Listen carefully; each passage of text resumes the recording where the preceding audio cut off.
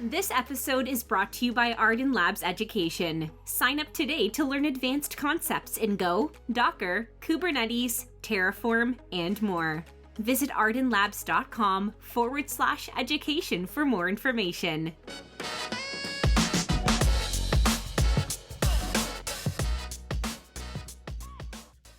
Welcome to the Ardan Labs podcast, our special I'm not even going to do that because this guy is too special for me to say special guest. Ian Molee, which is one of my favorite people on the planet. I finally got him to come on the show, and this is going to be a lot of fun. I miss you, dude.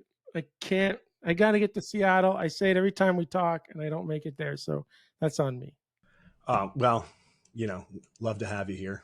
Likewise, would love to get down to Florida and visit you, especially, coming out of the Seattle winter. It would be especially nice to get some warm weather. Yeah, dude. Miami's it's already, what is it now? The end of May as we're recording this, and it's already like mid 90s. And oh, goodness. Super like summer just hit us pretty hard here, but I like the heat, so I don't really care. You have AC there, so that helps. I think most of the places in Seattle still don't have AC. Even places are being built new, which is kind of ridiculous because we are regularly getting a week or two where it goes into the 90s, or even the last couple of years up over 100 degrees. And that is rough without AC. I can tell you that much. I mean, places like Arizona and South Florida wouldn't exist without air conditioning, right? Like they just, you couldn't do it. But I never thought that there'd still be new construction or any construction going on where central air wasn't a part of the plans. Yeah, they're just cheaping out, That's wild. Well, the place you're in's got AC or no? No, I don't have AC, and it's fine for most of the year. But there's a couple weeks it can be rough. This house is from 1918, so it never had any central air. Plaster on the walls. I mean, the thing's indestructible. Yeah, it's still standing. It's like some good old craftsman houses here. Dude, the house that I own here was built in the 70s, and everybody who owned it before me did not take care of this house. So I just walk around waiting for the next big thing to happen, just wondering why I'm even in this house. So my goal is to be out of here in when the 11-year-old is finally off to college. So say about 8 years, right? And I'm just praying that nothing else major happens in the next 8 years so I can just pass it on to the next person. That's, we're all just kind of biding our time. Oh my God, dude. I just want to rent, just rent. That's it. No more ownership.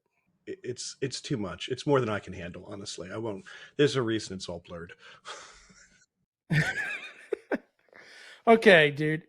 This podcast is about you. And even though we've gone out and had a few drinks here and there, I'm not sure I even know your whole story. So I'm super excited to get a sense of how you have gotten where you are today. But we got to start there. So kind of give everybody a couple minutes on what Ian is doing today.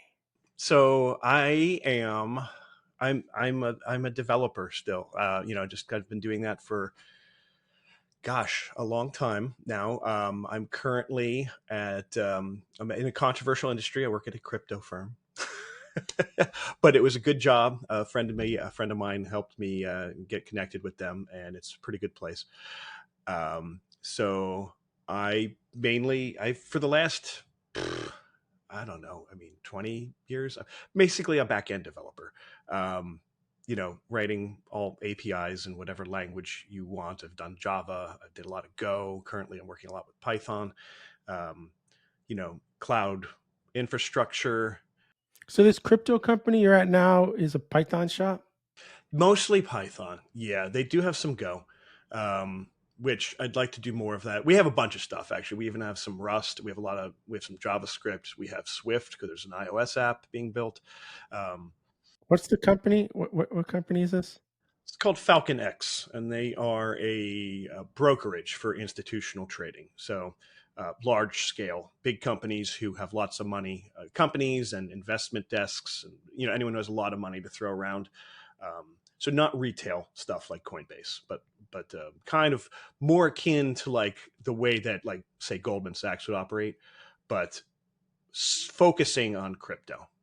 Wow. So they've survived the crypto winter so far. Yeah, we have we have good leadership. I think they've been prudent and smart about the way that they've founded and expanded the company. It's about 4 years old right now, I believe, and a few hundred people working. Mostly, there's an office down in the Bay Area, and there's also an office in India, and then some satellite offices in Chicago, New York, and then a handful of remote people like myself.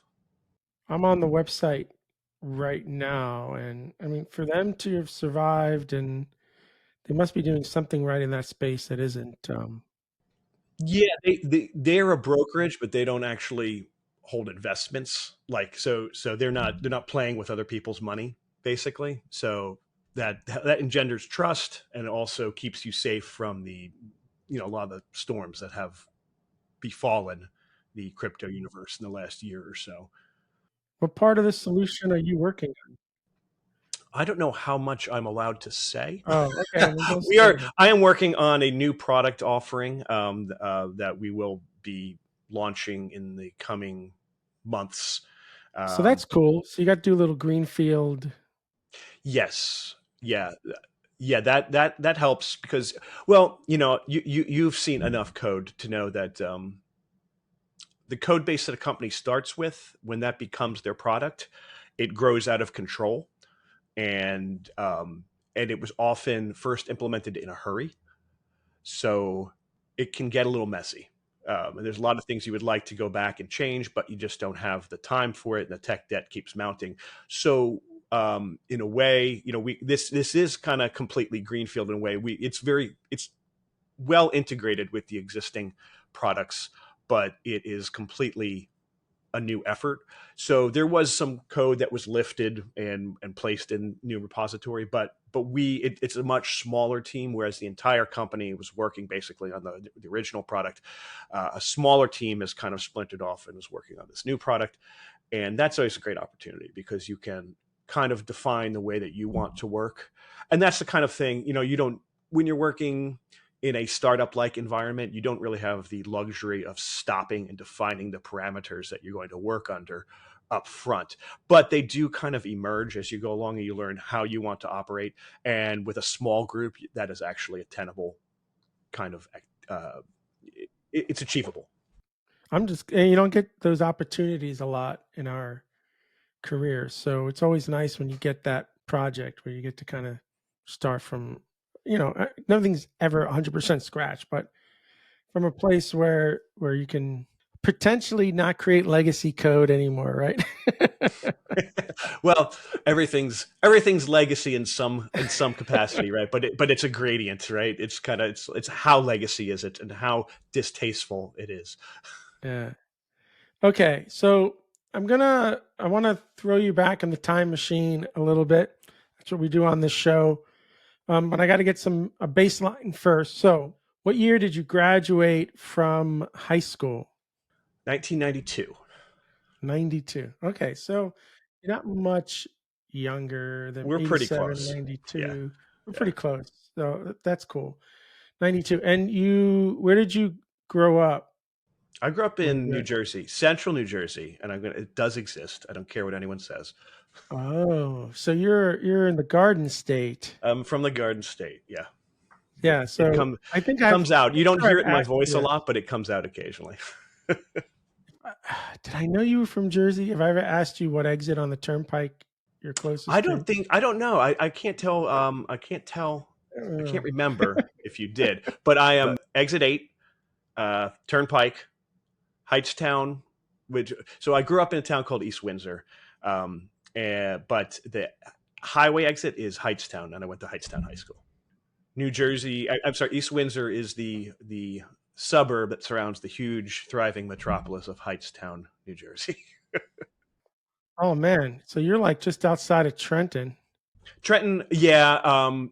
When I'm giving rough coordinates, I say that I'm from the Princeton area, which, I mean, Okay, well, it's nicer to say you're from Princeton.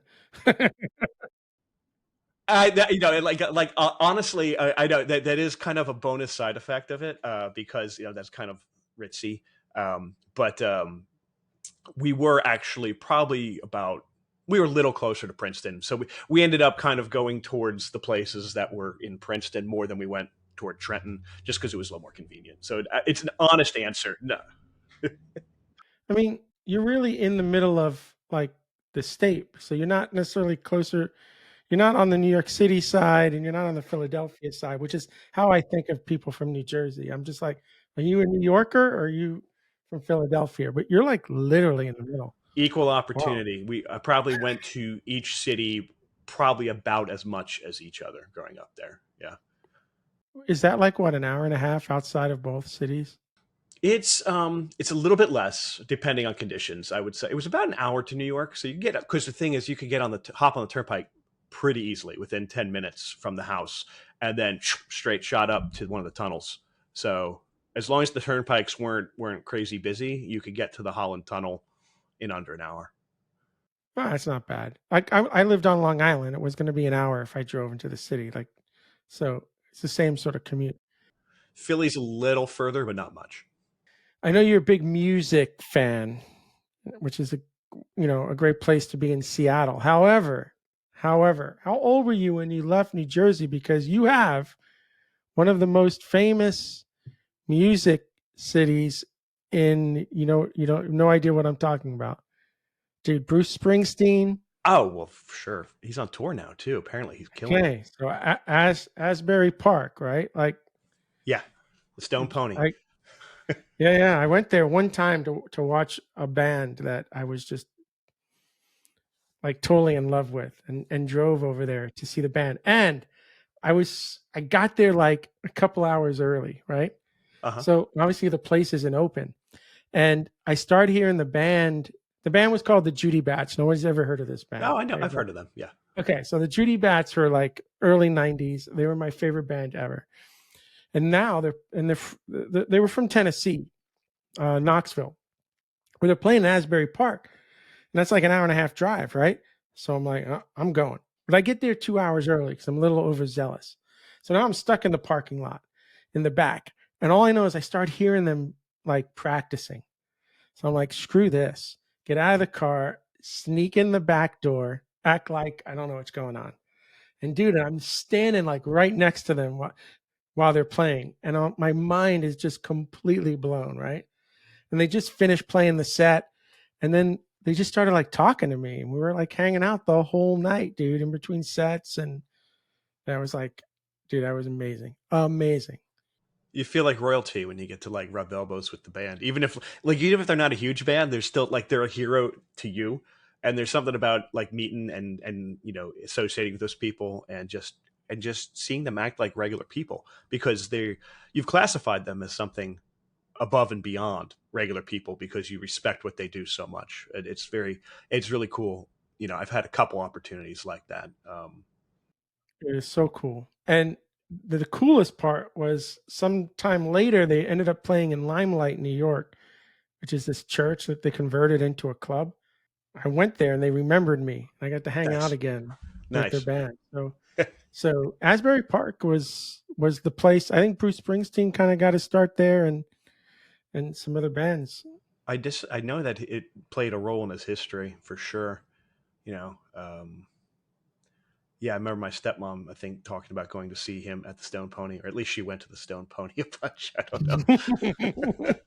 But you've never been over there then. So how old were I've you been when to you the left? Stone Pony. I've been there once. Okay, Yeah, okay. I did see a band back maybe early 2000s. Yeah, probably early 2000s when I was, gosh, what was I? I don't know. I had moved away from New Jersey at that point, but I was back up for work or something. I don't know. Whatever. I found myself there as a 20 something, and a band I really liked was playing in Asbury Park. So I went. So you graduated high school in New Jersey. Um, Talk to me a little bit about those high school years. Kind of like what were you sort of into? What were you doing during high school?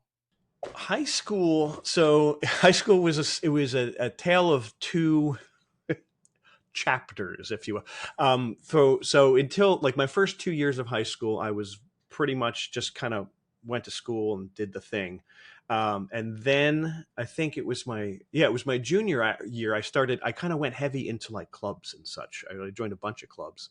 And one of them was drama club, because I guess I had a lot of friends who were, I don't know. I guess I was curious about it for one reason or the other. I enjoyed the arts, music, theater, and all that stuff. And then I remember I was, and then the next year as a senior, I actually joined the band. So band was something I had done back in like fourth to sixth grade. I played trumpet, and then I kind of let it lapse. And then there was so much crossover between drama club and band. So when I was a junior in high school, I was very, um, I was around all these people who were also in the band. I was like, why did I ever stop? I don't know why I stopped, because I still liked music the whole time. And I would toy around on my, my Casio keyboards, and, had a guitar and all that stuff, but I never did anything with it. So my last year in high school, I rejoined the band. So I was probably the only brand new senior in the high school band, but that was fun. That was fun. But a lot of my time, was spent on weekends. Friday night when I didn't have to get up for school next day, I'd sit down at the computer and I'd be there all night until like 5 in the morning. Do my late night coding sessions, as it were. Turbo Pascal. What were you coding? What were you banging out? I whatever I don't whatever kind of caught my interest, but one thing I can remember for sure was I never finished it. I was great at starting projects. To this day, that still stands. I can start things, but finishing them, it gets boring after a while. Um, so this is before common internet access. This is early '90s, basically, or late '80s, early '90s.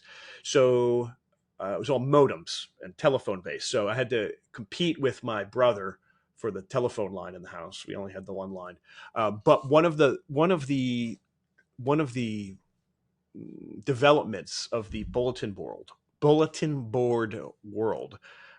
So some people won't know what a bulletin board is, but I know Um, dial up, connect. There were message boards, but one of the developments, there were a number of these different networks, but um, there were bulletin boards that collaborated and did exchanges of their messages using software that other people had written to actually bulk upload messages and download messages. So you basically were able to communicate with people all over the country who via different bulletin board access points. So there was a one of these networks, which was a lesser known one than like I think FidoNet or I can't remember the other ones, but it was called Interlink. I think they had to change their name to iLink at some point for some, it's a pretty generic name, so someone held that trademark. But basically, it was a consortium of bulletin boards, and they used I forget what his name was, Sparky, I want to call him, but he developed the quick format, the QWK, which is a way of packaging messages from bulletin boards and then software to deliver them, and amongst a federation of bulletin boards. So I spent a lot of time messaging people around the country, and the format was pretty straightforward. And so a number of people had developed these readers. Basically, it was your client, it was your web browser, basically, for reading and interacting with these messages, and then it would connect to the BBS and upload your messages and download new ones. So you could do it in batch. It was batch based, so didn't have to tie up the phone line the whole time while you were like messaging with people. So Oh, you could dial up when you were ready to send it. exactly. Yeah, it was all asynchronous in that regard. So you'd do it once a day, twice a day, whatever, and it had all different channels basically. So kind of like a really, really early precursor to Slack, or a non-real time IRC. So one of the projects I did, it was one of the more uh, comprehensive undertakings I started. Again, I didn't finish it, but I did get to some point where it did actually work. Was I was writing one of these readers, so it downloaded the quick format files. I don't know if it actually downloaded it. I think I actually had that already. So it just kind of, it read it, format the messages, let you write replies, would package up the replies. And I think it was a binary format, if I recall correctly, because this is before JSON, before XML, before all that stuff. So I think it was a binary format because, we were working over, at that point, I think I had a 2400 baud modem. So, data transmission was a real problem. And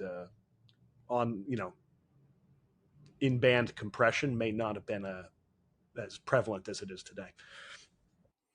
So you were just technically on the precursors of the internet chatting and kinda. It was cool because it's like I was, talking to people in Atlanta and California and, Texas, and I was this kid in a bedroom in New Jersey. And that was pretty enlightening because I was probably much younger than most of the people I was talking to, so I got some early exposure to just the adult way of behaving, through communicating with these people. Did the adult supervision in your house know what you were doing?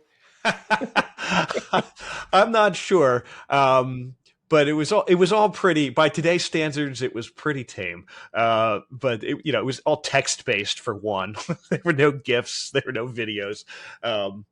But I think there was probably an idea of what was going on, but it was a different era too. Kind of like, I grew up with my single mom basically, so it was like she'd had enough to worry about, and I wasn't really causing trouble or getting into trouble, so it seemed fine, I suppose.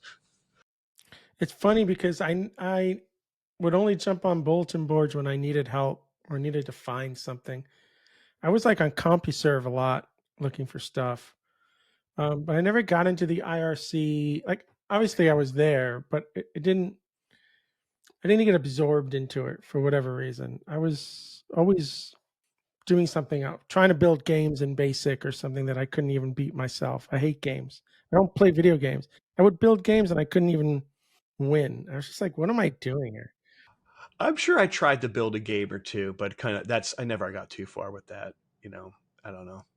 That's black magic programming still today to me, if you ask me. I mean, the tools have gotten really good, like Unity and. Yeah, well, I'm building like terminal-based games, right? Like we're not doing around that time. I'm not doing anything with graphics.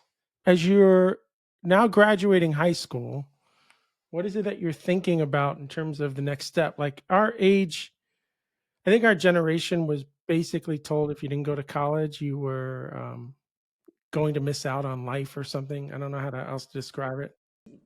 Yeah, college was never even. There was never an option. It was kind of like, after high school, you go to college, right? So I kind of, by that point, I took my first programming class when I was 7 years old as a summer program at the school that I offered, that I didn't offer, at summer program that was offered at the school that I went to. And I was probably one of the younger kids in the class, but it was all, and we learned basic programming basically on TRS-80 Model 3s and Model 1s and so forth. So I had been, by the time high school finished, I had been, messing around with computers for over half my life, So I kind of had come to the conclusion that I wanted to go further with this. So it seemed a no-brainer that I was going to be studying something about computers in college and doing that as a living. And that is what came to pass. I ended up, I decided that I'd look into computer engineering because in my infinite 17-year-old wisdom, I figured I knew everything about software already. So I better start looking at the hardware. In retrospect, it was a lot of math and electrical engineering, and I probably would have preferred the computer science curriculum. So where'd you end up going to school after high school? I went to Georgia Tech. Oh, you went to Georgia Tech. Yeah. Did you want to leave? You just wanted to get out of New York? You just wanted to go as far away as possible? Like why Georgia Tech? I did have a little bit of wanderlust. There was definitely that. I wanted to see a new place. And it also helped that there were a couple things that drew me to Georgia Tech. Out of all the schools that were sending me literature. I had heard of them before. um, B,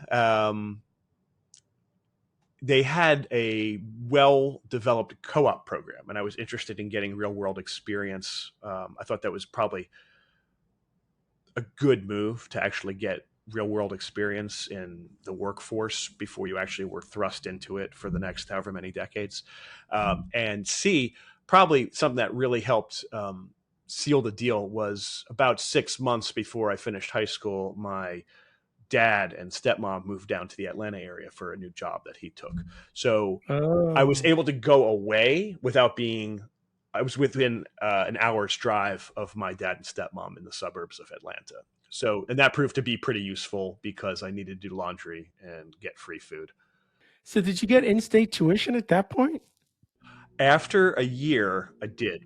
And the in-state tuition at Georgia Tech, it would, okay, the out-of-state tuition, now Georgia Tech was on quarters. They've since moved to semesters, but they were on quarters then. And I think the quarterly tuition, it was like $2,500. And that was like all in. That included like everything, I think. So under $10,000 a year. Then in-state tuition, once you had so once my dad had been paying Georgia taxes for a year, you get in-state tuition, is how it worked. And the in-state tuition, I believe, was something like $700 some dollars a quarter, so about $2,000 a year. And I don't know, I don't have kids, so I don't know what colleges cost today, but I know that even Georgia Tech costs an order of magnitude, probably two, like an order of magnitude times two, more than that. Well, I could tell you University of Central Florida and USF here. Uh, my kids have kind of just graduated, but it was almost like $210 a credit, which was kind of so like community college as a general rule. The community college is like $100 a credit. UCF was like $200 a credit. And if you wanted to go to Duke, like I think you're talking maybe $400 a credit. I don't know, right? But Is like, Duke private school? yeah, yeah. Yeah, Like you start like private schools. University of Miami is probably $500 a credit. I've never looked, but so you're kind of really looking at $200 a credit for school today. So all my kids who went to college, they came out with like 20,000 in debt, which I felt was reasonable. And then I paid for their graduate. So Brianna just got her master's in science 2-year program. I paid for that, and my other daughter got like a graduate degree in nursing. I paid for that, but I told them I wasn't paying the undergrad. Like, you're paying it. That way, you feel the pain for not going to school. Yeah, if you skip class, that's out of your pocket. I'll tell you, number 5 went to the community college, dropped out without telling me. He ended up having to pay $2,500 for his classes and ends up with F's, right? And I said to him, this cost you money. This wasn't high school, right? You played high school again, but this one cost you money. It's kind of a bridge between the coddled world of childhood and the harsh reality of the outside world. But now so the government hasn't had them paying it back for the last, 2-3 years. So it's been interest free, and I've been trying to push them to pay it off, but they haven't wanted to. But this new deal they're cutting is going to make them have to start paying again. So whatever, I ain't paying it. It's on them. But yeah, back in the day, I went to a state university of New York. I went to a SUNY school. I think my tuition was like $1,500 a semester with room. Yeah. Oh, wow. I think I had $10,000 worth of debt when I was out. It's a shame that it can't be, you can't do that anymore. I mean, the college experience, like what I learned in college in the classroom is one thing. And honestly, like I said, I studied computer engineering. Very little to do with what I do day to day. I could have easily do what I do day to day without ever going to any of those classrooms, and I know people who didn't go to college and are at least as good, if not often better programmers, software developers than myself. It can help. But what the real value in college was, it was just being in that environment and having a kind of relatively safe place to just exist as a young adult for a few years before you're thrust into a harsher reality. And learning how to deal with people, how to resolve situations, how to get things done, things you're going to need to thrive in the world beyond. That exposure was just so useful, and it's almost unattainable now. It's ruinous to either parents if they're paying, or the children if they're being saddled with debt that's going to last for decades. It's a real shame. And I think the other thing is you are around your peers. You're around people your age and your peers, and there's a huge social piece to that, because if you're just in your home, even if you go to a community school or commuter school, you're missing out on that social experiment that you need to have. That's exactly what I was trying to express. It's like that's how you become the person that you're going to be, is by kind of like, you're tasting independence, and you're around people, your peers, people who you're going to make new friends. You're going to experience a lot of things that you never did prior in a relatively safe environment, in that you're surrounded by basically all people who are in the same boat as you. And that's what I mean by safe, kind of like they're all learning. We're all learning together. And it's a period of such intense growth that I think it's really important for people to experience it, but it's becoming difficult to attain. Now, I said this on a previous show. I think the one thing I got out of my computer science education was learning how to solve problems, especially problems that I was completely blank on when I started. Like, that gave me the confidence to know that you could throw anything at me and we could figure it out. And we didn't have the internet, right? You had to figure it out by finding the right book at the right big, time. Fat 700-page book, whatever it was, right? Like, you really had to be resourceful at times to get answers.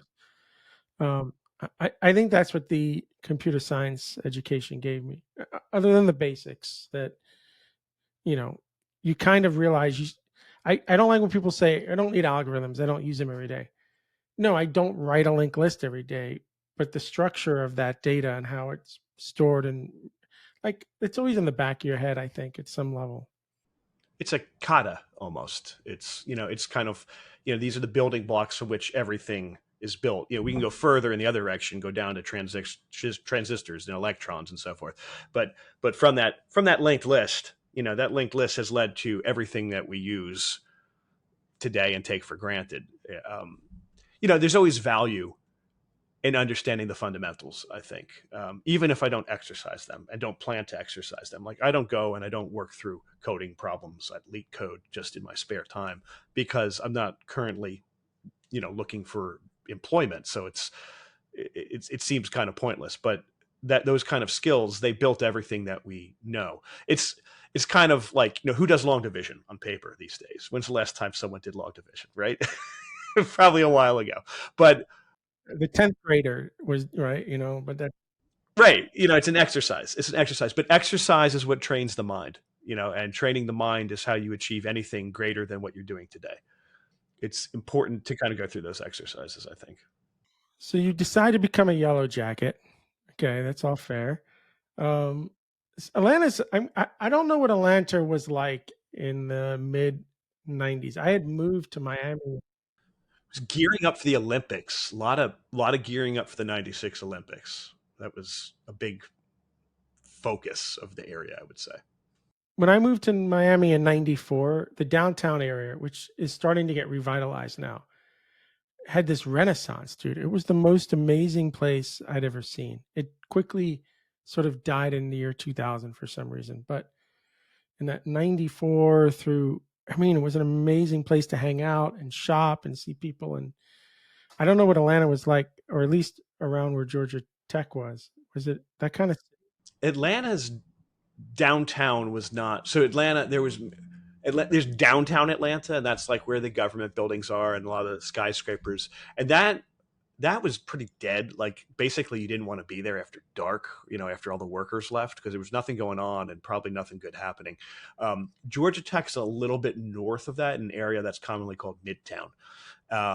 And that was a little more hospitable, but it still was. I spent most of my time on campus, but nowadays they've done a lot of redevelopment around there. Like they're using an old steel mill and there was a whole neighborhood in that area too. And they redeveloped that in this area called Atlantic Station.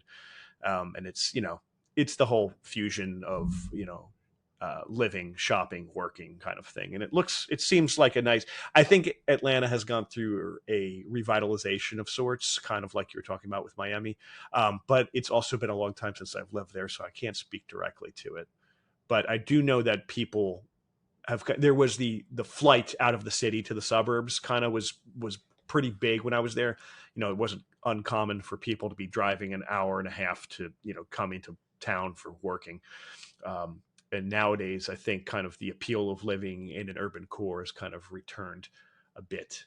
But like I said, I don't actually know. Most of my time in Atlanta is spent in the suburbs because that's where the people I know live mostly. So when you graduate from Georgia Tech, you do 4 years. Did you graduate? You finished that degree? I did. I did the co-op program. So I actually ended up taking, it took me a bit over 5 years to go through Georgia Tech because because it was quarters, which worked really well for dividing your time between, so we would alternate academic and then co-op quarters. So in the summer and the winter, I was working in an office full time. And then in the fall and the spring, I was attending classes. Did they assign you that job or you had to find that job? Gosh, we're going way back now. It wasn't assigned. I definitely somehow, I think that different companies probably partnered with the school or kind of like it wasn't, I didn't go out and cold calling and find these jobs. But it wasn't like, here is your job. When you stayed with the same company the whole time? I had, for my last year, I was at a different company, but I was at the same company for most of that time. Yes. And that you were developing there. You were a software developer? I started out in QA, which was QA is actually pretty interesting now. I think the tools, it's much more of a programming job if that's what you like doing, which is always what I liked doing. But at the time, it was very much kind of like ad hoc testing. There was a lot of ad hoc testing. Occasionally, there was an actual test plan that was documented, but it was like a printed out Word document, like do this. So we were just kind of like vetting it, sanity checking. And writing up tickets when we found bugs. So that's what the co-ops did a lot of for the first company I was at. My second company, I was much more doing hands-on actually development. That was an interesting company because they did industrial controls. So I was, writing simulations of industrial processes, and I got to program an industrial laser, like write an API for an industrial laser. That was kind of fun. What are you thinking as you're about to graduate? Like, you're going to go stay in Atlanta and work at this company, or you had your sights on some other things? I wasn't planning to leave Atlanta, although I did interview a few different places. I remember interviewed at a place in Austin, and they did a really good time of selling the company and themselves and the area. And I think if I gotten that offer, I probably would have moved to Austin. So who knows where that would have led, but I didn't get that offer. So I stayed in Atlanta, and I worked, I did not stay with the co-op companies. I did, it was pretty traditional for your co-op employer to offer you a position, and they did. And I kind of shocked the world by not taking their offer, which was considered a good offer at the time. But I took an equivalent offer for a more software focused position. So the industrial kind of company, it was like they did a lot. They did some software, but they were mostly about industrial controls. It wasn't like they were founded as a software company. And I was much more interested in actually working in the software industry itself. So I actually got in with the company It was called Cygnus Solutions, and that CYGNUS, not sickness, as some people have heard it in the past. And they were notable because they were founded by some of the pioneers in the open source industry. So, like, oh God, what was his name? One of the guys, early guys from Sun, was involved in their founding, and I feel silly because I can't remember their name, but there were a few different. They're basically three co-founders, but basically what they did, they were a business built around open source, which in the mid 90s when they were formed, that really wasn't a thing. It's pretty common nowadays. You have all these companies who have their flagship product is open source, but yet they're a thriving business worth billions of dollars in some cases. So this was kind of an experiment at the time. What they focused on was the GNU tools, so GCC and GDB in particular, and retargeting them for new architectures. So if Toshiba was coming out with a new microcontroller, like, we want to use GCC, and they would hire Cygnus Solutions to retarget this. I didn't do any of that. That's the GDB, GCC. That's dark arts, black magic kind of stuff. But so we had a satellite office in Atlanta where we were working on more product level stuff. So before smartphones and before Raspberry Pis and very easily programmable cheap computing, there was writing on the wall that the future was embedded computing, but no one knew how to do embedded computing because it was very difficult. You had to have your Linux machine and set it up over a serial port and kind of like bring the board up, and it was very difficult. So the idea was, like, how do we lower the barrier to entry, because we're going to have all these people graduating from college, there's going to be all these jobs in embedded software, but no one actually knows how to do it because they all learned on microcomputers or larger. So we were trying to develop an IDE basically for embedded development. So we got started down that road, and we were going to target Windows first because that's where everyone was doing. And then Red Hat bought Cygnus, and they didn't like the idea that we're building a Windows IDE. So they shut down the Atlanta office. So that was my end of my time there. So how long were you there then before that all went? I was there, in the temporal mirror, it feels like a long time, but it was really not that long. So I was there from spring of 98 until 2001. I remember. Yeah, because I got maybe around sometime in 2001, I would say. So 2.5 years maybe or so. Was that a shock to you at the time, or was the writing, like, did you know this was happening and you were able to prepare, or was it just like you were let go and now you're in limbo? It was probably more prevalent than I perceived it to be. Like a more savvy, I was still pretty green at the point, and I'm also kind of an optimist. So I wasn't preemptively worrying about this sort of thing. I think they had, by the time they shut down Atlanta, I believe they had already shut down the Toronto office. And I think there was an office in Cambridge, Massachusetts. I can't remember if that one got shut down too. They had killed off a couple of satellite offices and they shut down Atlanta. So a more street smart individual would have been maybe prepared for this to happen when they announced they were closing the Atlanta office. They were also had a UK office. I can't remember if they closed them all or what, but they definitely consolidated things down a bit. And the people in Atlanta. So did you end up getting some severance, and that gave you some time to look? We got some severance. It was an interesting experience. So the group in Atlanta was small. There was maybe not even a dozen of us. So we were kind of tight knit. And we worked. There was a sense amongst the team that we worked really well together. And so a couple of the more senior guys at this point, I mean, they were in their mid 30s, so they seem young by today standards, but they had industry experience, and they knew that they knew a good team when they saw one, and they said, this is a good team. So they decided like you guys are free to do whatever you want, but let's go out and let's talk to people, and we'll either get ourselves hired as a team because it's hard to build a good team, or we'll talk to other people who have ideas. We'll do a startup. The idea was, this was 2000, this was, it was the beginning of internet money, basically. So, spirits were high. We were bummed that this had ended, but there was a world of opportunity ahead of us, we thought. So we took some time, and the guys who had connections kind of like, talked to people they knew in the industry and so forth. And we did end up getting team offers at 2 different companies. We did not all end up working together, though. We, as is expected, that kind of was, probably an unlikely outcome. It was eye-opening at the time, to someone who, this was my first, even though I had worked in the co-op industry, that was all very, that was very piecemeal. So here I was, I had worked with a group of people for several years, developed a rapport, and it was all being torn away from us.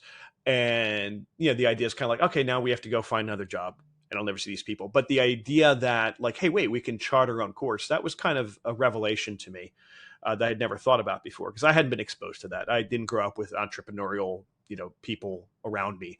So the idea was like, oh, you work and you have a job, then you get another job, you get another job. So the idea that we could do something different than that was kind of a neat revelation, I would say. So what did you end up doing? So what was the choice you made? And how long was it? Like 4 weeks later, 2 weeks later? It was a few months, actually. So, well, as someone, it was fun because I believe that the office was closed in the spring, so it was kind of like summertime in Atlanta, and we just got these fat severance checks. So a few of us kind of pretended we were independently wealthy for a month or two. So I shouldn't have done that. That poisoned me, because ever since then, I'll never be satisfied with the working life after knowing what it's like to not have to get up for work every day. So. Unfortunately, I haven't reached that point, but it was fun. I remember going out to play pool with a friend of mine at 2 p.m. on a Tuesday, just bumming around. I'm like, okay, I can get used to this. So, but basically we took a month or two to kind of come to wherever we were. And then I ended up at a much larger company working downtown in Atlanta, a big contracting company. So, but not with any of those guys, though. We all just kind of like end up going different directions. But it was fun and an educational experience. So at that point, I'm trying to remember what year it is. At that point, what is it? It's like 2000. 2000? Yeah. 2000, maybe early 2001.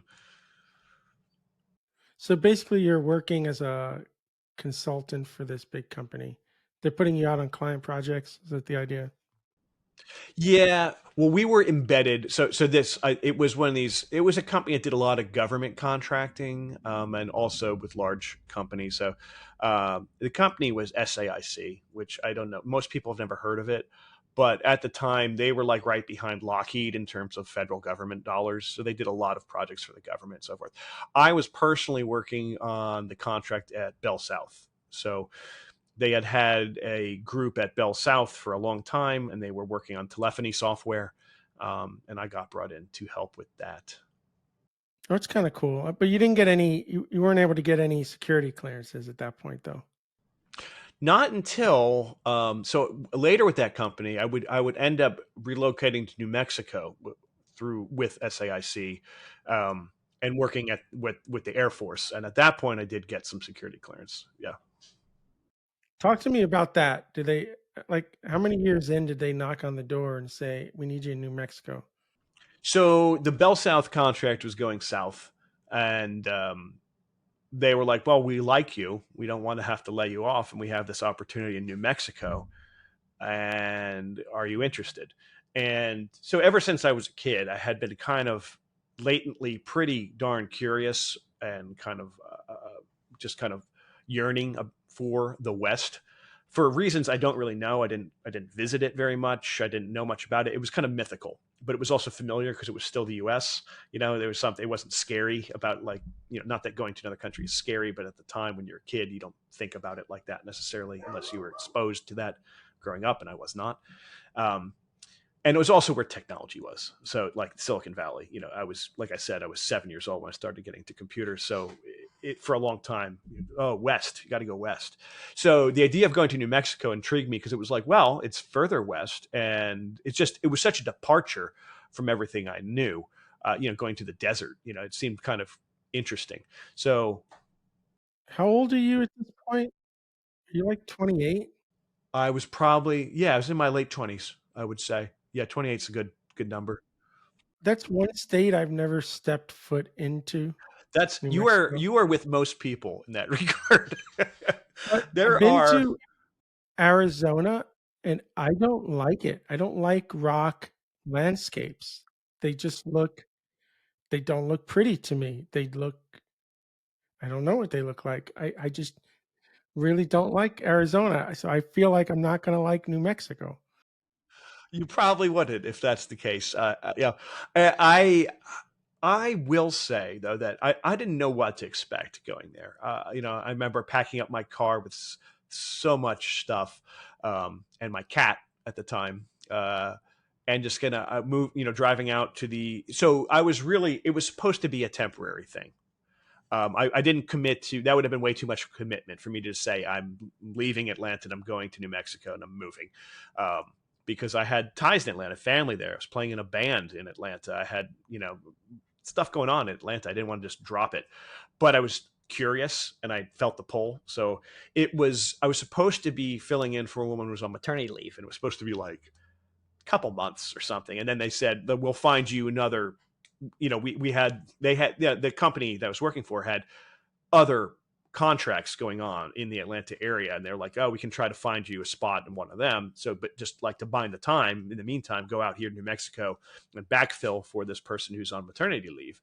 Um, and I was like, okay. Although I actually kind of hated the idea. I was like, kind of like, all right, I'm going to go out there and I'm going to go out there and start looking for a new job in Atlanta immediately.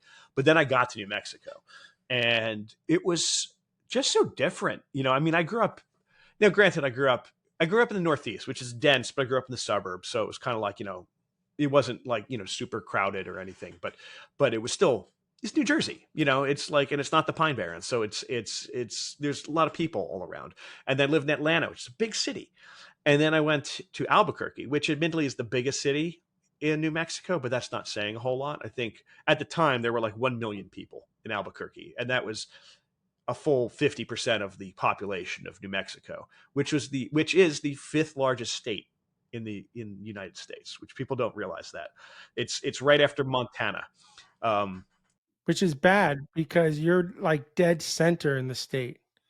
yeah, you're it's you can get away from everyone very easily in New Mexico. And I think that's kind of like, that wasn't the entire thing, but like it was such a different setting for me. It kind of reset my mind. The desert, even though it doesn't appeal to you, but there is a peacefulness about it that I had never experienced. Just the sun and the warm rock and the incredible sunsets and being able to look across the horizon because there's nothing blocking it, and seeing the mountain that's 100 miles away. It took me only a couple days to kind of really grok their tagline in New Mexico is land of enchantment. And they often joke the land of entrapment about how people will kind of make a stop in New Mexico and then end up living there for 25 years.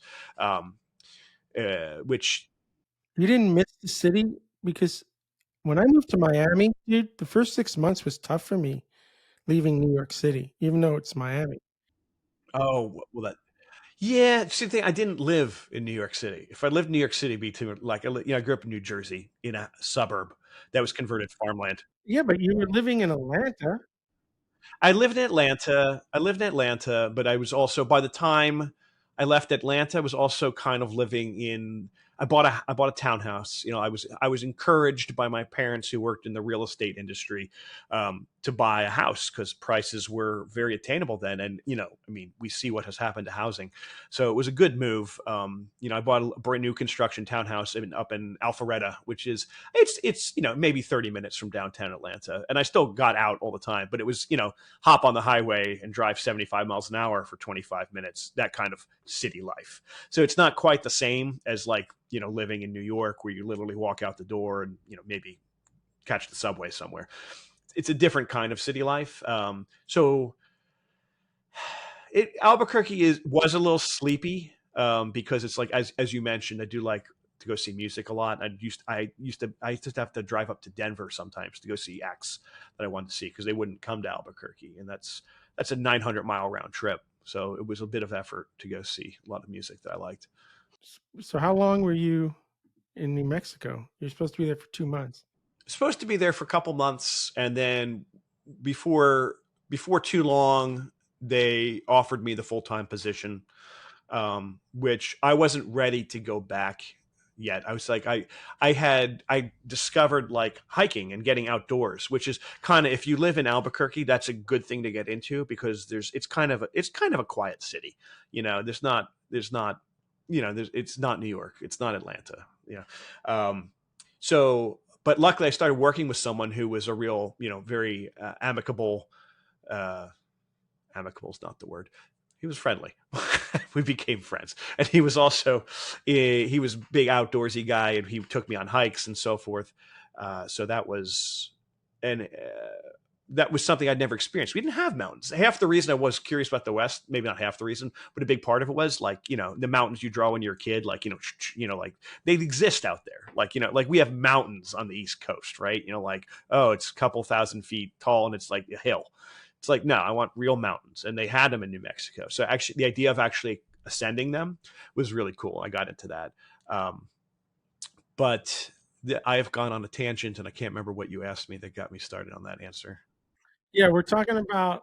I'm talking about your time there. So how long did you end up staying in New Mexico? They offered you a position there. Oh, that's right. Yeah, I was saying I got the full-time offer, and I ended up, I wasn't ready to go back. So, but just like the Bell South contract, that contract with the Air Force kind of fell apart as well. So the writing was, in a theme that would repeat itself many times throughout my career. The writing was on the wall, and this position was about to end. I started looking for work. I was entertaining different options. I wouldn't have minded staying in New Mexico for a little longer. I looked at maybe going back and work with a friend in Atlanta, but I was also curious about some other places, specifically further west. Like Seattle was on the radar. Portland was on the radar. Denver, because I'd spent time there and I liked Colorado. But that was all, to answer your question, was about 2.5 years in New Mexico. Short stay, but impactful, because it was. Well, 2.5 years. That was supposed to be 2 months. Yes. Yes. I mean, It kind of, and it changed the direction of my life in a regard, because, it's kind of new experiences, and kind of like, the timing was right though. Cause I remember by the time when that happened, I was kind of like, what if I spend the rest of my life in Atlanta? And I didn't like that idea. I just wanted to see more places, so what did you do? You just started throwing resumes out, and you said, yeah, I started looking at places, and what actually ended up clicking was, I remember I was looking on Craigslist, and which was a reasonable way to look for employment at the time, and I saw a post that said that Amazon was going to be interviewing. They were doing remote interviews, because I had actually interviewed at Amazon once while I lived in New Mexico, because a friend of mine back from Atlanta, he ended up working at Amazon. He got me an interview. I went out there. I got close to getting the offer, did not get the offer, but I was still enticed by the idea of Seattle and working for a big tech company like that. So I saw that they were coming to Denver, actually, which, as I mentioned, that was 450 miles away from where I lived, but I was willing to drive up there, because they said they were doing 1-day interviews, like compressed loop. You talk to 4 people and you get an offer like the next day. So that appealed to me, because I'd been through the process before and it took weeks. And I was like, let me try this. And so I drove up there early one morning and interviewed at Amazon and got the offer, and that's what led me to Seattle. wow, what was the job for? Was it a software development position? It was a software development job. So there were people, I don't know exactly whether they were interviewing specifically for these positions, but basically 2 managers were there amongst 2. If you're familiar with anything about Amazon culture, I believe they had a couple of bar raisers, people who are known for interviewing and giving the nod to people who would go on to become good employees. So basically, we interviewed with 4 people, but 2 of them were managers for groups, and I did get placed in one of those groups. So I did with my manager, although he left shortly after I started, so he didn't. But you had to move to Seattle. This was a job in Seattle. That's right. But that was also kind of one of the goals, was if I don't go back to Atlanta, I either want to stay in New Mexico for a little longer, and just because I was enjoying the desert life kind of, and I don't know if I wouldn't have stayed there forever probably, but it's easy to say that you wouldn't have. Time just goes by and you end up staying places. So what year is this? Pack up your car and you drive to Seattle, which is the I first didn't. time. I got an Amazon relocation package. So, so yeah, they moved Oh. 2 cars. They built a custom crate for the aquarium. It was fully loaded to get you there. So I flew from New Mexico to Seattle, and I had Wow. like a month of corporate housing downtown on the 18th floor with a view of the Sound and the Space Needle. It was very posh to begin with. My life is less posh perhaps than it was when I first moved to Seattle, but it was a nice arrival. It was fun because Seattle, like we were talking about the city, and Seattle definitely, coming from Albuquerque, definitely felt like a big city. I remember the night I got there and being in the condo and looking out and facing Puget Sound or Elliott Bay, and just kind of seeing the lights of the ferries kind of like, going back and forth, and just seeing the Space Needle illuminated. And it was very exciting to me to feel like I was like, oh, I'm in a city and it's like alive. Seattle, but nowadays Seattle's not, a bumping city like New York or anything like that. But compared to Albuquerque, it's a little more bumping, I'd suppose. I always felt Seattle always felt like a city to me. You have the gray buildings, you have that downtown, you got the different areas like the fish market over there by this, like I feel like Seattle's a really nice city. Maybe it's a third the size of New York or Chicago or something, but Yeah, it's I believe the metro area, and the metro areas is it's probably a good way to measure the size of a city, because you kind of can't ignore the area that surrounds the municipality itself. But I think Seattle's 15th largest in the nation, so it's not tiny, but it's not large. It's pretty approachable. What I say to people is it's pretty easy to live here as long as you're not completely turned off by the weather, the dark, and the dark in the winter, which is a real thing. But it's pretty easy. Like, I still do. I live in an area where it's still easiest to get around by car, so I do drive my car a lot. If I lived further in town, in the closer to downtown Capitol Hill, all that, I wouldn't probably need to as much. But it's not an inconvenience to drive your car like it would be like driving around New York is a fool's errand. Driving around San Francisco and trying to find a place to park. Forget it. I don't want to do that. So Seattle, I can still manage to do that, and with the help of apps, I can go to a concert at the Paramount downtown and prepay $7 for my parking, and it's easy. And I like that about it. That's nice. I don't have to worry about how to get places. Miami's gotten crazy a little bit with parking, but my wife has some superpower where when It's good she's to with know those me, people.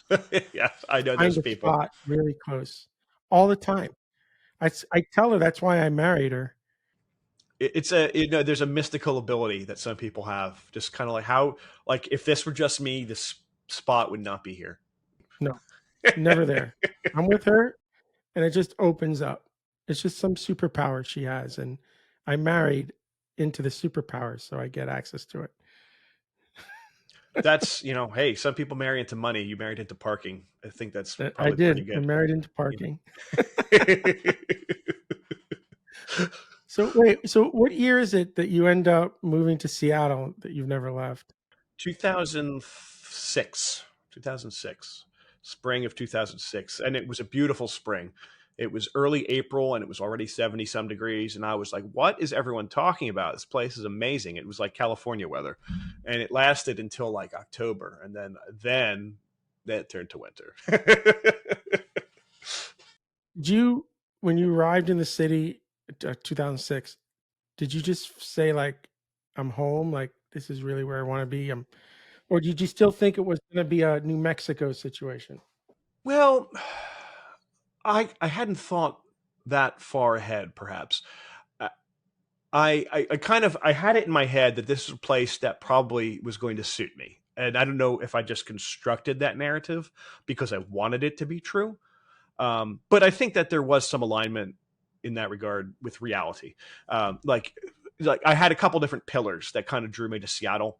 It was maybe more than this, but three things I could think of was it was surrounded by beautiful nature and mountains, and I had gotten a taste of being outdoors. And even though I spend so much of my time in Seattle proper now and don't get out to all these beautiful areas, Washington is the Pacific Northwest is just incredibly beautiful. So when I do get out there, I'm reminded what a privilege it is to live in this area. So that was something I liked about it. Also, after living in New Mexico, especially, Seattle's it had established credentials as a music town in the early '90s. All these bands that came out of Seattle. It also attracted national touring acts, which Albuquerque didn't always do. So I was glad to get back to a place where I could go see music frequently, and I still do. Usually once or twice a week at least, to go out to concerts and see local and also touring musicians. And the third thing was it had to do with my livelihood. Seattle is a tech center. It wasn't quite as much then as it is today. It was largely flagshipped by Microsoft and increasingly Amazon when I moved here. But since that time, so many places have moved here that it's a epicenter of tech. Second only to the Valley, at least on the West Coast. So how long are you at Amazon? Just under 2 years, and I know that because I would have been vested more stock if I'd been there a full 2 years, which I wish I had now, because Amazon had a nasty trick then that I don't know how they do it today, but I don't see any reason why they would have changed it. Your options, if they're not actually options, they actually give you stock, but they don't vest linearly. So after 1 year, I got 5% of my allocation. And then after 2 years, you get another 15%. So, halfway through your vesting period, you're sitting on 20% of your allocation. And then if you manage to stay longer than that, you get 20% every 6 months, I think is how the math works out for that. So it behooves you, if you can stay for 4 years, you start racking up. Why didn't you stay? What happened? It is. I mean, we've all heard stories about Amazon. It's a bit of a boiler room, and I think your experience there depends largely on the group you're with, and you can move around, but I didn't do that. And this is not to denigrate anyone in my group, but sometimes there's a better fit than other times. I know people from that group who are still there today and they're flourishing, I'm sure. Have gone on to become senior principal engineers. So it works for some people, and for other types of people, it's just not necessarily the place they thought it was going to be. I had visions of, this was my welcome to the West Coast. It's like, oh, the West Coast and everything. I'm from, go get them, rapid fire in your face, New York, and I was kind of like, whoa, I need to chill out, and oh, I'm on the West Coast now. It's all going to be cool now. And Amazon definitely was not that, I remember,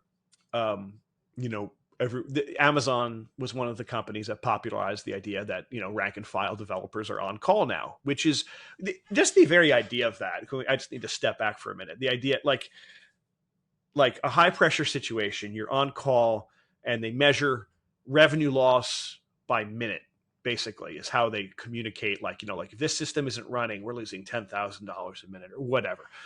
And just how far that mentality is from the origins of getting into software development, where it's all about looking inward and almost reaching a meditative state and kind of letting it flow. It's like the idea that these are responsibilities of the same job. It strikes me as so, a lot of companies have kind of moved past it with the idea of SREs now. And I think that's probably good because people are more attuned. Some people are attuned to that.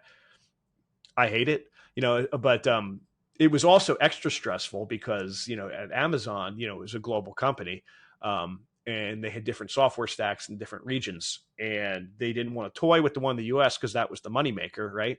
So the newest software would be deployed in, at the time, Europe, which meant that when it broke, it would wake you up at 3 a.m, and you didn't work on it. You just were on call. So you had to like call someone at 3 a.m, wake them up and get them to help you figure out whether it's actually your fault, like your group's fault, or whether it's an upstream thing, which was often an upstream thing, but was affecting you too. So it was incredibly stressful. I definitely did not like that aspect of it. So then I guess you just decided I'm going to start looking for another gig here in Seattle. Yeah, I ended up at a healthcare operation here, which was the antithesis of that.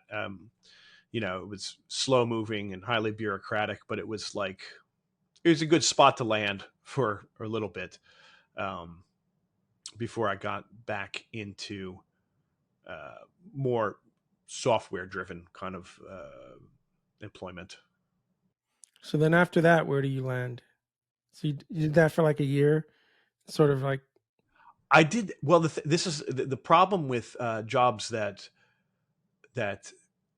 aren't so demanding or that move slowly, is that it's a warm bath and you can end up staying there longer than you intend to. If you're not super gung-ho driven, you can kind of the place where I was, which no longer exists, they got consumed by one of the, in the ongoing consolidation of every industry in the world. This healthcare provider is no longer around. It got consumed by, I think, Kaiser. I remember when I started there meeting people who had said they would intended to stay there for a year or two, and now had been 10 years, 15 years. Like these people were they were going to retire there, because it was just, it's comfort. Yeah. We say we seek comfort and we like comfort, but it also is there's something detrimental about comfort too, is that it allows you to stop moving forward. Complacent. You just become complacent. Exactly, because it's like you're not So you had hurting. to. So did you have to like really force yourself to get out of that situation? Well, the situation degraded a bit, I think. There were some shifts in management, and we had people who were not technical making technical decisions, and it was distasteful after a while. And I got to work with some of the consultants they'd brought in, and these guys were like more tech go-getters, they were like kind of a smaller, hungrier consultancy, and having just spending time around them and seeing their chops, it kind of like refired me a little bit. I got in with another telephony company after that who did, they were kind of interesting. They integrated with both the carriers and the device manufacturers to install software in the data centers at the carriers and on the phone. And this was early like caller ID for mobile phones, basically. So when you got a call, it would say, "Oh, this is who's calling you." So if you even if you didn't have them in your address. Oh, working on. Oh, so that was an integration between the data center and the phone. So yeah, so you had to have you had to have software in the carriers to interact with your software, right? Because they're controlling the calls, right?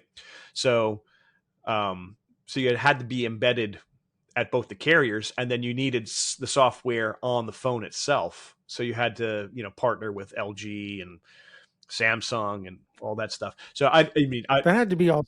Was that like all C programming at that point? There was a lot of C. I didn't work on that in particular. I did a bunch of stuff in Java.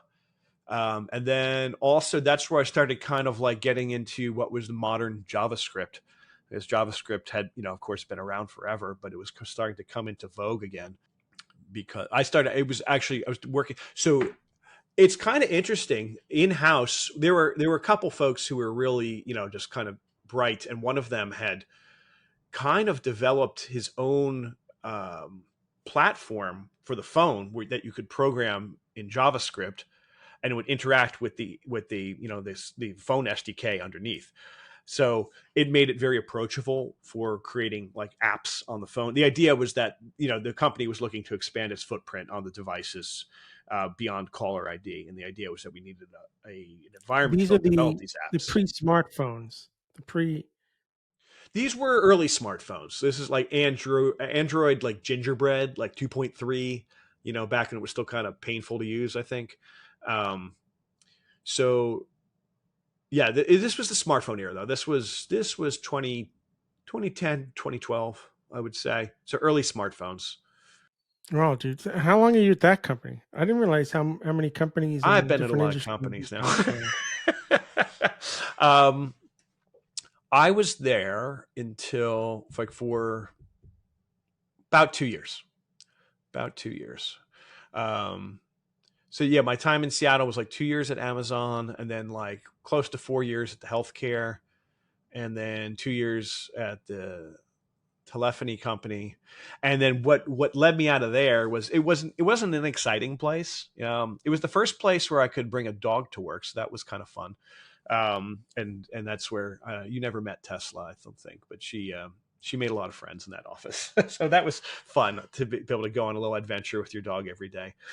Um, After that, I actually ended up being contacted by, or like, I don't know if I was contacted by, but I used to hang out, I was friendly with some of the folks I worked with in the past. And one of the guys I worked with at the healthcare place was, um, he was joining another one of the guys who we worked with there at a startup, like a legit startup, like four of them, you know, and they were working in the then white hot mobile gaming market. So I talked to these guys and they were like, listen, if you want to, like, we know you do good work. If you want to join us, join us. And I knew at that moment, even though I kind of, when you have a tough decision, you deliberate about it, but you kind of know which way you're going to go. You just kind of have to take the time to get there. I knew that I was going to do this because I was going to be like, well, if I don't say yes and jump on this train for this little startup thing, I'll wonder what it would have been like probably forever. And I'm not like super thrilled with the current job, so might as well do it. So I jumped ship and literally moved across the street to the office where they had, which is literally, I was commuting to the same place every day, just the building across the street. So we were working on an iPhone game, and some of the work I didn't join from the very, very start. Like there were some people, and then there were some people left the project, and I came in and I started working on their servers, and this was my first exposure to server-side JavaScript. So, which I have thoughts about these days, but at the time it was really fun because I had come from the world of Java, and Java had stopped being fun for me because it was all about writing XML files and connecting libraries. It was more about configuring things, it felt like, than actually writing software. Which is like, that's one of the reasons I fell in love with Go again, because it's like I'm actually writing software. I'm actually writing code, not just pasting beans together. Which Java felt very kind of, which is maybe good in a way for stability or for scalability kind of things, but it wasn't fun for me as a developer. And that was kind of like what led me to this path in the first place. Was I enjoyed doing this, right? So the idea I started working on the server side JavaScript that ran this game. We're using MongoDB. We're using all the latest software, basically, hosted on EC2, which wasn't brand new at the time, but it was still kind of like, I'd worked at other places we were still using data centers. So it was all pretty novel. And it was kind of a fun idea.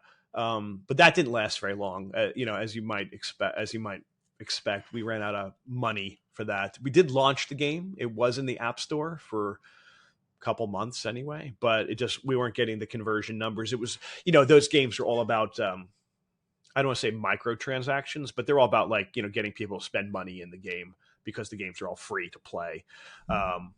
So if you don't get traction there, it's tough to keep that afloat. But it was a fun journey. The folks who I was working with, a couple of them were serial entrepreneurs. So they weren't, they were kind of like, well, we're going to take a shot in it, and so they weren't, I'm sure they're disappointed when it didn't work out, but they'd seen this before. So how long were you there? Was that another year? That one was quick. That was under a year. That was under 1 year. Yeah. Let's see. But And then I just took some time a little bit because I was kind of burned out. But God, where did I go after that? Oh, and that led me to Tune, where we eventually met. You know, Yeah. yeah. So, and that was where, I remember the company when I started there, they were all PHP because that's what that's what the brothers liked, the founders. That's what they knew and kind of were very proficient at creating mountains of code. But within a month there is when I first got exposed to Go, which was the vector of how I would eventually meet you years later. What year is that? 2014. You're there 2015. 14. 14. I don't remember. I must have been there in 2016, I think. Yeah, that sounds about right. I remember.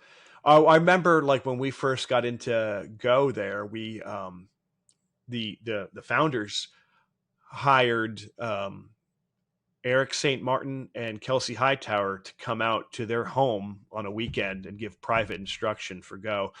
And they got like a group of there was like a handful of us who were adopting the technology internally before it spread around the company. So we got like a day, just kind of going over, I forget exactly what the material was entirely, but basically, yeah, those guys were crazy. Oh yeah, no, it was.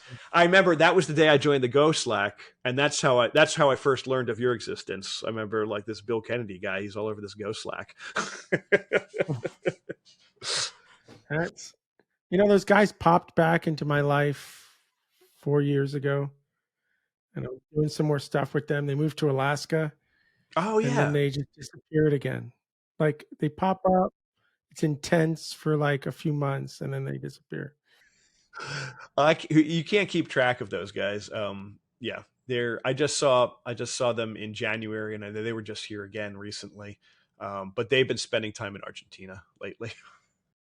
That's where they are. If you see them again, drop my name. I absolutely will. I will. I love those guys. Like, no, they're a lot of fun. I get sad when they disappear, but who knows? Maybe I said something to upset them because I did the first time. No, no, it's they kind of they retreat into themselves when they're not right in front of your face. So, it can be hard for me to get a text back from them, and they love me. So, yeah, but I do love those guys. I know they're just really interesting people.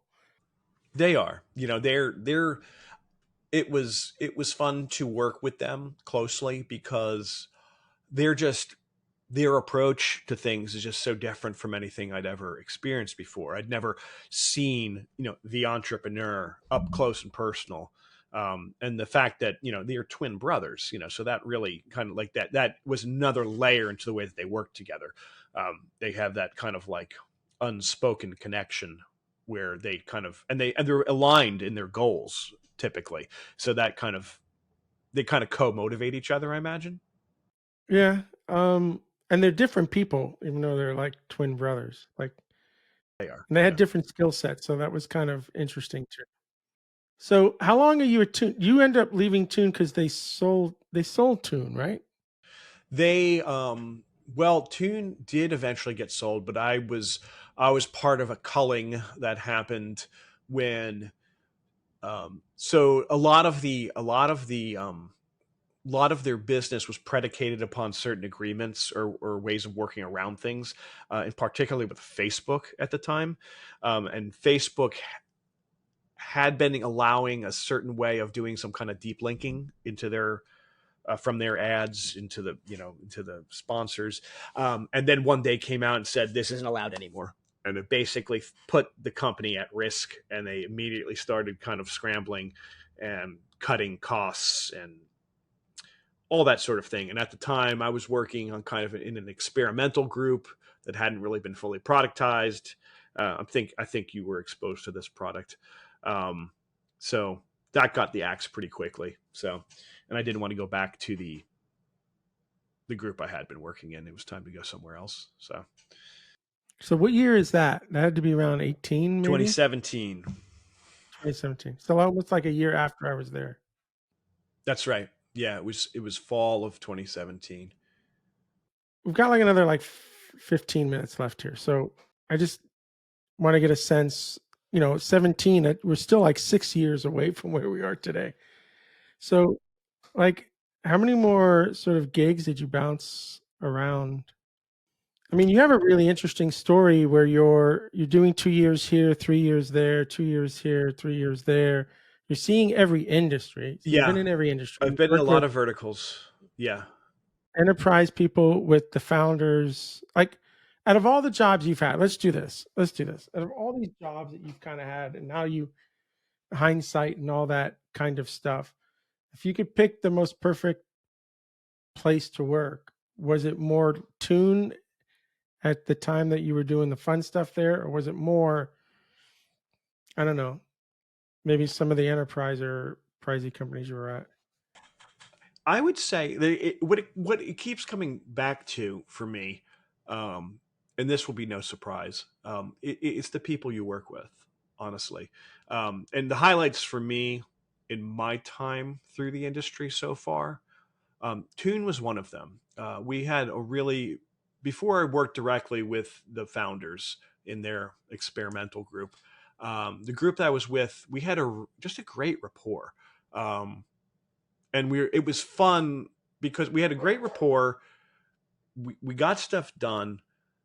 We were kind of on the cutting edge of the technology. Like, we were the charter group who replaced the first service from PHP to Go, and that was an exciting new technology at the time. Go's fairly well established at this point, but people weren't just deploying it in production, and we were kind of it was kind of exciting to be, I don't want to say pioneering, because I wasn't doing anything crazy with it, but it was still a lot of fun to feel like you were trying something new, and we were rewarded for it. I mean, like that first service that we wrote with Go, that thing lasted, I mean, as far as I know, until they sold the company. I think they may have eventually replaced it, but that thing, it served traffic incredibly fast and reliably, and it was like, okay, this was a good decision. But part of the fun was doing it with that team, and likewise, like my first job out of college, that small group at Cygnus, and would later be Red Hat. We built a rapport there, and we were having fun doing the things that we were working on, and we were learning at the same time. If you work with people that you respect, and that you can have fun with, and you're learning something at the same time, I feel like you've got the best situation you can. I mean, it helps if you're getting paid a bunch of money too, but day in and day out, the way that you experience life is going to be through the interactions with these people and the work you're performing. you know The first company I went to when I moved to Miami, this was a dream team of people. Like, especially at my age, and I was in my mid 20s. Like, I've never had that again. This, where everybody around you were at the top of their game and could achieve the same level of whatever it is you were doing, like technically, right? Like, there wasn't any problem you couldn't solve with this team. And we would work overnight, and we would go out and drink, and we would, like, nobody could, we were a dream team. Like, you get this maybe twice in your entire career. And if you get it, you just want to hold, and it never lasts because companies change, and the head guy ends up wanting to move on and do, and not everybody can follow. And, and, I've had my own company now for a decade, and I love that. And I met my business partner, was probably the second person and it wasn't a big team. It was just him and I, but we were just doing magical things. Right. And then we started Ardan, and I have teams in Ardan that I love. Like, even right now on a client project, I love the people I'm working with, but that team in the 90s was just, and the whole place was just magical, man. Like, you so I hear what you're saying, right? It's hard to find that. I don't know how easy or hard it is today, but I don't think you can consciously find it. I mean, like, you can create it if you know exactly what you want and you have access to and the resources to attract those people. But that's such an outlier of a situation. It's the kind of thing you stumble upon, and then you realize how good it is, and then especially in retrospect, looking back, you wish it could have lasted forever, but you also know because you've lived life that nothing lasts forever. You can try to hold onto a rock in the river of life, but everything else is going to flow past you, even if you're able to keep things the same. So you can't. Things will evolve, things will change. What you think is the best today will be something different down the road. It's just part of the human condition. So I'm curious about this. If some super interesting opportunity came your way tomorrow, but you had to leave Seattle, would would you even consider it at this point? Or are you that like I love Seattle and I really don't have any. No, I've never like so when I moved to Seattle, it was an achievement. It had been by the time I got here, it was a thing I wanted to make happen. And for several years, it was novel and a lot of fun. And I still love the place. And the Pacific Northwest is gorgeous. And I'm not trying to get away from it. However, I've never said this is the place. This is the only place I'll ever be. I'm not going anywhere. I don't make statements like that generally.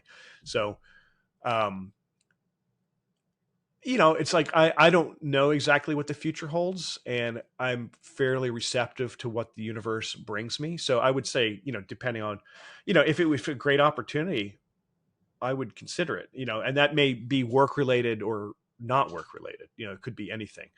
Um, and I do think it's funny because we think about the future. The future doesn't exist. We have to create it.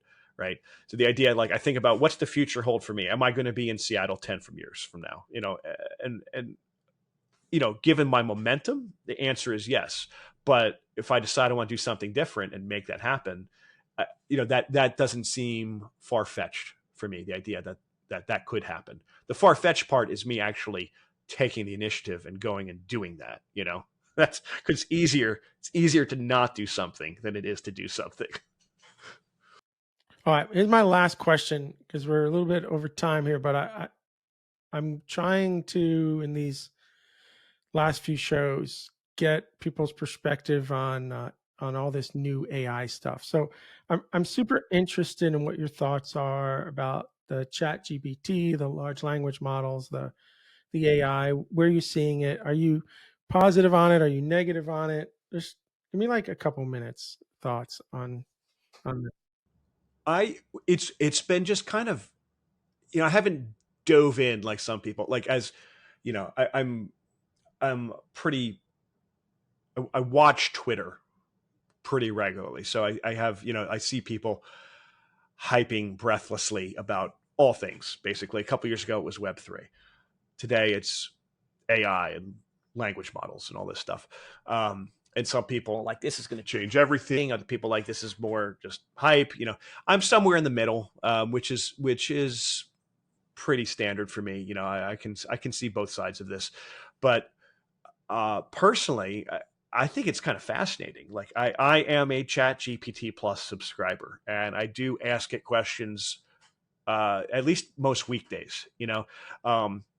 And it's basically I'm using it as a really, really good Google.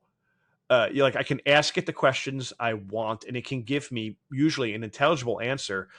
And if we're talking about something concrete with examples, and it is a really incredible learning tool, is how I feel about it at this point. I'm not, I haven't gotten it to integrate with other things like book me a flight, for this, and I'm looking forward to that because those are the kind of things that kind of hang me up right now. I'm looking forward to being able to give it a set of parameters and have it take care of things for me on my behalf. And I think Like a virtual assistant. yeah, exactly. Yeah, I haven't Exactly. thought I about struggle that. with that stuff, like little things that are actually not much effort, but like you kind of have to make that effort or they just don't get done.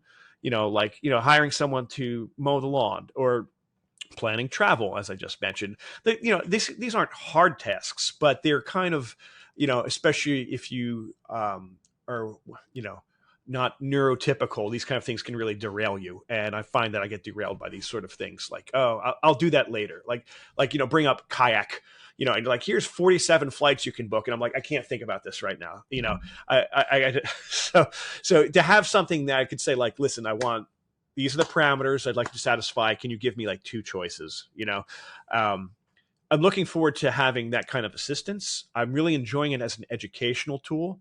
I know that people are doing kind of really neat and fun stuff with it right now, and that's only going to we're going to learn. When something's kind of fledgling, we don't really know how it can be used, and it takes people poking the corners of it to really determine that. I think we're kind of in that stage right now, and also the underlying technology is advancing so fast. If you think we're at, just to use ChatGPT as the example, we're at ChatGPT 4 right now. And just a few years ago, we were at ChatGPT 1, which no one talked about because it couldn't do anything of really note. And now we're at 4, and like, what's 5 and 6 going to hold? It's like, it's like it's going to have an increasing presence in our lives, I think. I think that people like you and me and people in our field right now, we're very aware of it, but, I guarantee that my siblings or my parents or like half the people I know who don't work in the industry, they might have heard of it, but they're not using it. And they don't know, it's kind of like, it's like any new technology, right? Like when cars came out, people were like, that's weird. I don't want one of those. When computers came out, like what, like, oh, I think we're going to have 6 computers in the entire world. Someone said, it takes a while for it to filter down to the everyone, but we're going to get there. We're going to be, we already carry very powerful computers in our pocket now. And soon they're going to be even more capable than they are today. And it's partially, or in large part, that's going to be a big part of it. I think there's going to be other factors too, but the idea that it's more approachable, that's what technology, that's what drives technology, is making it approachable to the point of commoditization, right? So it's like there was a point where like, only scientists use computers, but now everyone carries them in their pockets. And there was a time where only machine learning experts were thinking about AI, but now not everyone, but before long, everyone's going to be using this. And I think it's kind of fascinating. I'm not one of these doomsday people. Because it goes hand in hand with my slight optimism.